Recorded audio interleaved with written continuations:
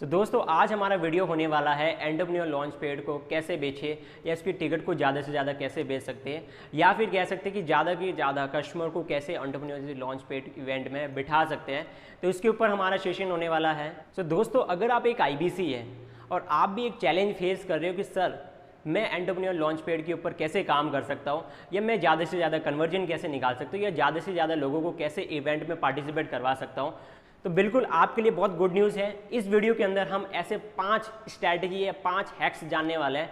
अगर वो कॉल्स के ऊपर आपने इंप्लीमेंट किए तो डेफिनेटली आपका कन्वर्जन अच्छा होगा और डेफिनेटली आप अच्छा कन्वर्जन कर पाओगे और ज़्यादा से ज़्यादा लोगों को पार्टिसिपेट करवा पाओगे इस इवेंट के अंदर। नमस्कार दोस्तों, मैं Surendra Goyal, business consultant eight badabusiness.com। आप सभी का इस पावरफुल सेशन में स्वागत करता हूं और इस वीडियो के अंदर मैं आपको बताने वाला हूं ऐसे कौन से 5 स्ट्रैटेजी या टिप्स हैं, अगर आपने इसको इम्प्लीमेंट किए अपने कॉल्स के ऊपर तो डेफिनेटली आपका कन्वर्जन होगा ही होगा, क्योंकि ये प्रूवन स्ट्रैटेजी है जो मैंने खुद यूज़ की है और मेरे कलीग्स IBC ने यूज़ की है और बहुत अच्छा कन्वर्जन निकाला है। तो चलिए दोस्तों वीडियो को शुरू करते हैं। तो सबसे पहली स्ट्रैटेजी है वो है प्रोडक्ट ट्रेनिंग। आपको भी पता है कि विदाउट प्रोडक्ट ट्रेनिंग या विदाउट प्रोडक्ट इन्फॉर्मेशन आप कुछ भी नहीं बेच पाओगे या कुछ भी कस्टमर को नहीं इन्फॉर्म कर पाओगे, समझा पाओगे कि एक्चुअली हम क्या दे रहे हैं, क्या वैल्यू दे रहे हैं। तो इसके लिए मैं आपको बताना चाहूँगा आप डेली रीजनल सेशन अटेंड करें। ELP के जो सेशंस हैं, जो रीजनल ट्रेनिंग आपने ले रखी है या फिर जो आपके ट्रेनर हैं, इनके थ्रू जितने भी सेशंस हुए सबसे पहले उसको आप अच्छे से अटेंड करें, नोट्स बनाएं और उसकी स्ट्रैटेजी समझे कि ये ELP सेशंस किसके लिए है, ये इवेंट किसके लिए है, कौन कौन अटेंड कर सकता है, क्या बेनिफिट्स है, क्या प्रॉब्लम का सॉल्यूशन मिलेगा, विवेक सर क्या सिखाने वाले हैं, कौन कौन सेलिब्रिटी स्पीकर बिलियनियर प्रोफेसर आने वाला है। यानी कंप्लीट आपको स्ट्रक्चर पता होना चाहिए कि प्रोडक्ट ट्रेनिंग के अंदर क्या क्या होने वाला है या कस्टमर के लिए क्या वैल्यू क्रिएट होने वाली है, ये वैल्यू फॉर मनी है या नहीं है। तो आपको इस लेवल पे प्रोडक्ट ट्रेनिंग को लेनी है कि कोई भी कस्टमर का ऑब्जेक्शन आ जाए तो तुरंत आप किल कर पाओ या कस्टमर के ऑब्जेक्शन को अच्छे से हैंडल कर पाओ, उस लेवल पे आपको ट्रेनिंग अटेंड कर लेनी है। उसके लिए आप रीजनल सेशंस दे सकते हैं या उसके लिए विवेक सर का जो स्पेशल वेबिनार है उसको आप देखोगे तो आपको पूरी क्लैरिटी मिल जाएगी। सेकंड स्ट्रैटेजी की ओर चलते हैं और हम बात करते हैं सेकंड स्ट्रैटेजी के अंदर प्रोडक्ट कन्विक्शन। यानी प्रोडक्ट कन्विक्शन आपका बहुत अच्छा होना चाहिए, क्योंकि तभी आप लोगों को अपना इमोशन या फिर एंथुजियाज्म ट्रांसफ़र कर पाओगे जब आपके पास एंथुजियाज्म हो या कॉन्फिडेंस होगा, और कॉन्फिडेंस आएगा नॉलेज से, कन्विक्शन से। तो आपको क्लैरिटी होनी चाहिए कि विवेक सर किस लिए ये एंटरप्रेन्योर लॉन्च पैड स्टार्ट किया है, ये किस वजह से लोगों को ये हेल्प कर पा रहे हैं। तो आपका जब इसके बैकएंड में रीज़न क्लियर होगा कि क्या चीज़ है, क्या वैल्यू देने वाले और कितने कम पैसों में इतने सारे लोगों को अफोर्डेबल वो चीज़ें दे पा रहे हैं, जिसकी वजह से वो लॉन्च पैड के थ्रू अपनी एंटरप्रेन्योरशिप जर्नी को स्टार्ट कर सकते हैं या फिर ग्रोथ कर सकते हैं। तो आपको प्रोडक्ट के ऊपर कन्विक्शन होना ज़रूरी है, और वो तो डेफिनेटली कि जब आप प्रोडक्ट की ट्रेनिंग अच्छे से ले लो तो डेफिनेटली आपका प्रोडक्ट के ऊपर कमांड बन जाएगा, कन्विक्शन लेके आ पाओगे। नंबर 3 जो स्ट्रैटेजी है वो है गेम ऑफ क्वांटिटी। क्वांटिटी का मतलब होता है बहुत ज़्यादा, यानी कहने का मतलब आपने प्रीवियस एक्सपीरियंस लिया होगा। अगर आप पुराने IBC हो, अगर नए IBC हो तो आपके पास वो एक्सपीरियंस नहीं होगा। तो पुराने IBC जो आप सेल कर रहे थे उसमें अभी गेम अलग है, और अभी जो सेल करने का जो मॉडल है या जो टिकट सेल करने का जो मॉडल है वो अभी अलग है। तो कहने का मतलब अभी आपको क्या करना है, ज़्यादा से ज़्यादा क्वांटिटी पे काम करना है, ना कि क्वालिटी पे काम करना है। यानी कहने का मतलब ज़्यादा से ज़्यादा जो अप्रोचेबल कस्टमर है, जो ज़्यादा इंटरेस्ट ले रहे हैं, जिनकी जेन्युइन प्रॉब्लम है, जो प्रॉब्लम को समझते हैं, जिनका अच्छा माइंडसेट है, जो विवेक सर के ज़्यादा अच्छे से फॉलोवर है, जो सीरियस है चीज़ों को लेके, उन्हीं पे टाइम वेस्ट करना है। ऐसे नहीं कि आप एक कस्टमर पे 2 घंटे यूज़ कर रहे हो, 3 दिन यूज़ कर रहे हो, जो 5,000 रुपये की सीट ले रहा है तो वो वहाँ पे आप राइट कस्टमर को टारगेट नहीं कर रहे हो। तो इसीलिए अच्छे कस्टमर को टारगेट करना है, इंटरेस्टेड कस्टमर, अच्छे माइंडसेट वाले कस्टमर पे ही फोकस करना है। तो ज़्यादा से ज़्यादा क्वांटिटी पे काम करना है और रिसाइकिल पे काम करना है। यानी जितना ज़्यादा से ज़्यादा DMT पे इन्वेस्ट करोगे उतनी ज़्यादा कस्टमर आएंगे। अच्छे कस्टमर पे टारगेट करना जिससे क्लोजिंग डे बाय डे होती रहेगी और री इन्वेस्ट करते जाना है। उससे उस तरीके से आप ज़्यादा टिकट सेल कर पाओगे और उस तरीके से आप अच्छा रेवेन्यू कर पाओगे।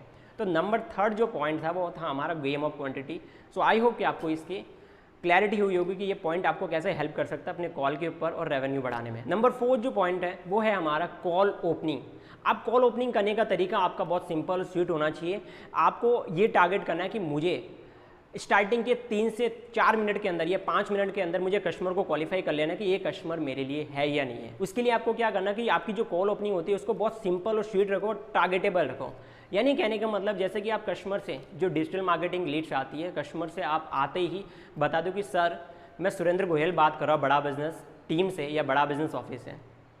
जैसे डिजिटल मार्केटिंग लीड्स को आप अप्रोच करते तो आपका कॉल फ्लो ये होना चाहिए, कॉल ओपनिंग ये होनी चाहिए कि सर आपने सोशल मीडिया पे विवेक सर का इवेंट के बारे में सुना होगा, जहाँ पे विवेक सर दुनिया का सबसे बड़ा इवेंट लेके आ रहे हैं और इस इवेंट में 30,000 से ज़्यादा लोगों को पार्टिसिपेंट करने में हेल्प मिलेगी और वहाँ पे 12 विश्व रिकॉर्ड भी बनने वाला है।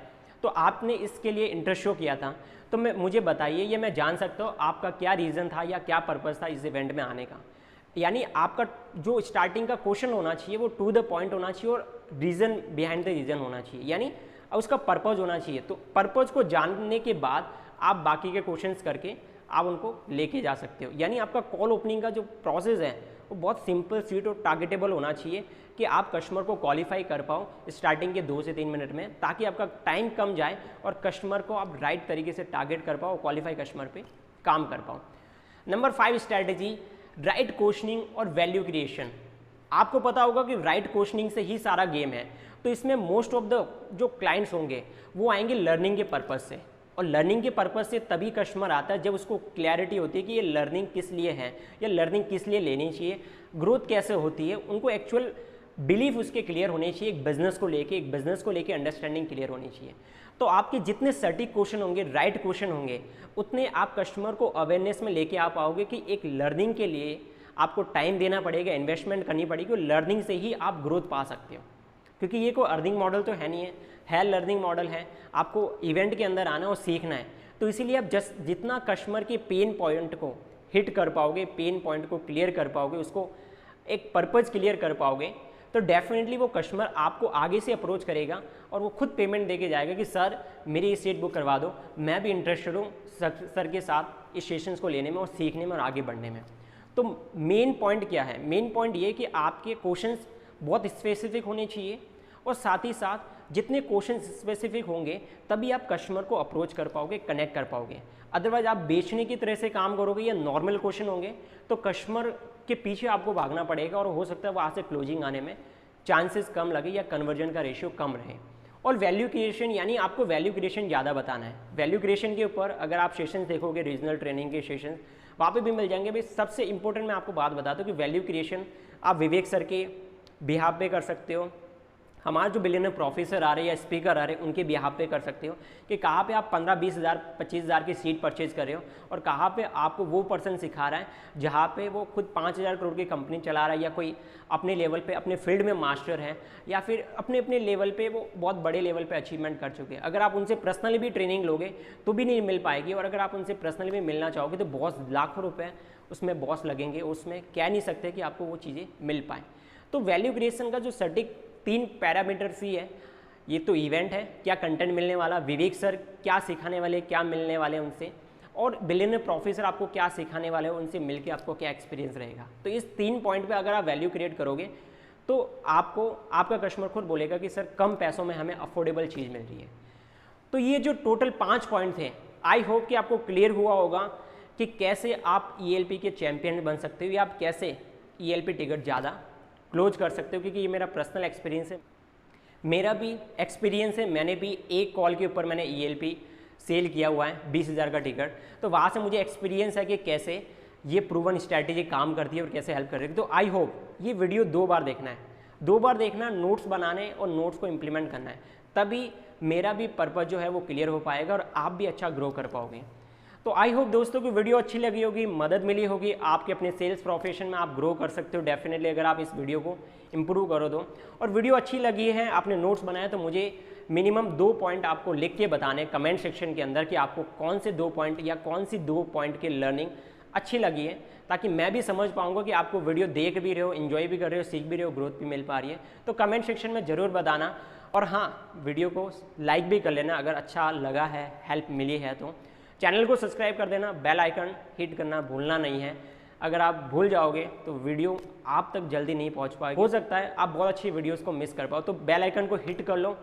वीडियो को लास्ट तक देखने के लिए आप सबका बहुत बहुत धन्यवाद, और ऐसे सीखते रहिए और आगे बढ़ते रहिए। Keep learning, keep growing.